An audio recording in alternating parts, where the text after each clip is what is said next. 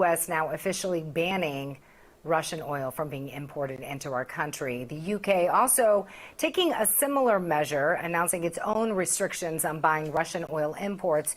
Again, this happened just moments before the president gave that live address there. The leader of the EU saying we simply cannot rely on a supplier who explicitly threatens us. Now, obviously, the U.S.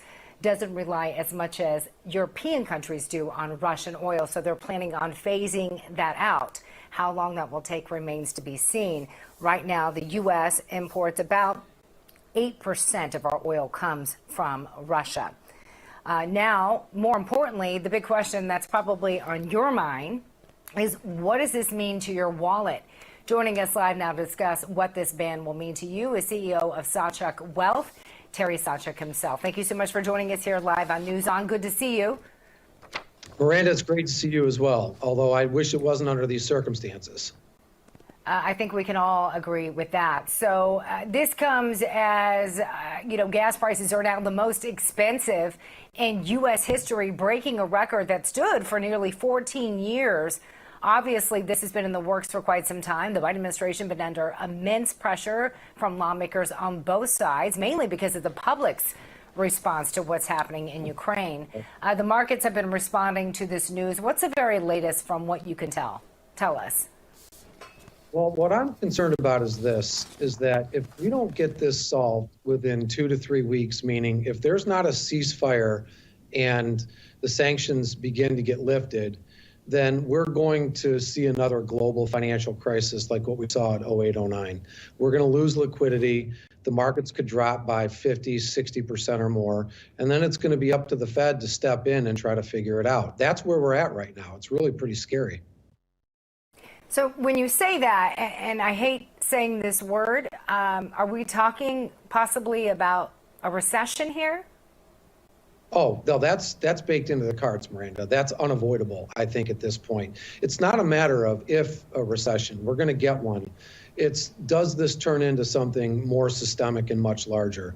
One thing that people don't understand about the commodities complex is that there's, and I don't want to turn this into too tactical. Let's just say there's a lot of leverage in the system. Nobody knows exactly how this is going to play out. But when you get to $150 or even $200 for a barrel of oil, things start to break. And that's where we're at right now.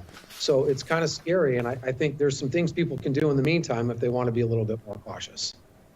Good. And I want to get to that in just a moment, because it is scary for people that are tuning in right now. I mean, they know that our debt here in the country is 30 trillion and climbing. Inflation surpassing a 40-year high, and it's continuing to go up. Gas prices at its highest, also reaching another record. And as you mentioned, the cost of a barrel of gas, I mean, it reached a recent high of $130 just the other day. It's gone down a tad. But for Americans that are watching this, I mean, they're already, and I keep saying this, but this is just some. Some people are spending $400 more a month, some even more, close to $1,000 if you add in the cost of cars and also the cost of rent or their mortgage. In some places, that's 30-40% more than what it was a year ago. So what can Americans that are really nervous, what can they do to best protect their savings and kind of calm their fears in times like these? Well, the fear part, I don't know what to tell you other than it's hard.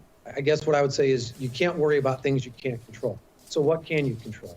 Right now, I would probably have my investments, I'd have no more than 70%, or let's say it a different way, I'd have no more than 30% of my money in the stock market right now, probably less.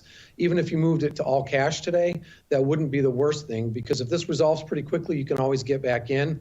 But if it doesn't resolve quickly, the pain that someone could suffer from that would be pretty large. And so I'd be pretty conservative there. I would also start thinking about putting a little food together, food that can last for a month or two. We don't know with the wheat situation coming out of Ukraine what that's going to do to food supplies. If nothing else, let's explain that real quickly to interject for people who may not understand what that means. A large part of the world receives its wheat from Ukraine and Russia. Go ahead, continue.